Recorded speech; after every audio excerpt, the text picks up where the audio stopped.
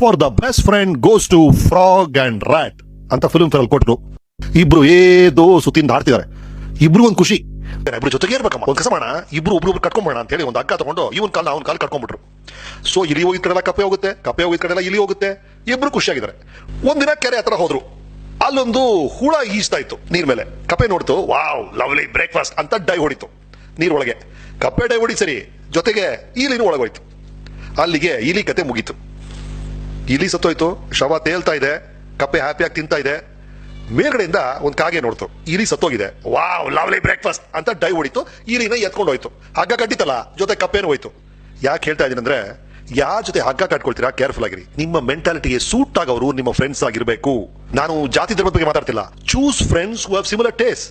ಒಂದು ಕಪ್ಪೆ ಮತ್ತೆ ಇಲಿ ಸೇರಿದ್ರೆ ಇಬ್ಬರು ಕತೆ ಮುಗಿಯುತ್ತೆ. ಬೇಡದೇ ಇರೋ ಕಡೆ ಎಲ್ಲ ನಿಮ್ಮ ಫ್ರೆಂಡ್ ನಿಮ್ಮನ್ನ ಹೇಳ್ಕೊಂಡು ಹೋಗ್ತಾನೆ. ಹಾಗಾಗಿ ಫ್ರೆಂಡ್ಸ್ ಅನ್ನ ದಯವಿಟ್ಟು ಆಯ್ಕೆ ಮಾಡುವಾಗ ಬಹಳ ಬಹಳ ಸೂಕ್ಷ್ಮವಾಗಿ ಯೋಚನೆ ಮಾಡಿ ಆಯ್ಕೆ ಮಾಡಿ.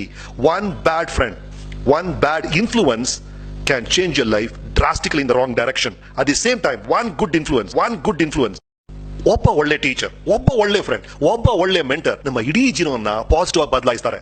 So please be careful about ಯಾರ ಜೊತೆ ಟೈ ಮಾಡ್ಕೊಳ್ತೀರಾ ಅಂತ. And the biggest tie up ಮದುವೆ ಅಂತ ಮುಂದೆ ಬರುತ್ತೆ. ಕೇರ್ಫುಲ್ ಆಗಿರಿ.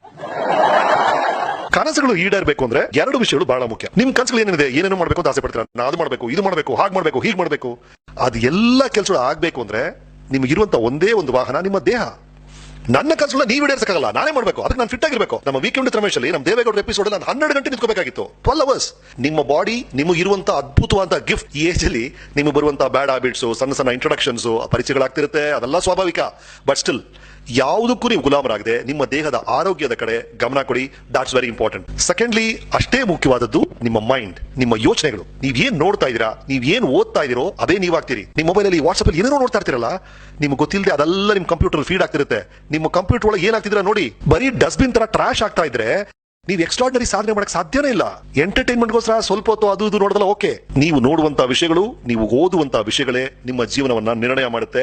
ಹಾಗಾಗಿ please don't abuse your mind. And of course the last thing, have a 360 degrees life. ಬರೀ ಓದು ಅಥವಾ ಬರೀ ಸ್ಪೋರ್ಟ್ಸ್ ಅಥವಾ ಬರೀ ಫ್ಯಾಷನ್ ಅಥವಾ ಬರೀ ಅಂಕಲ್ ಆಂಟಿ ಫಂಕ್ಷನ್ ಅಂತ ಒಂದಕ್ಕೆ ಸೀಮಿತವಾಗಬೇಡಿ. Life is beautiful. 360 ಡಿಗ್ರೀಸ್ ನೀವು ಲೈಫ್ ನ ಎಂಜಾಯ್ ಮಾಡಬೇಕು.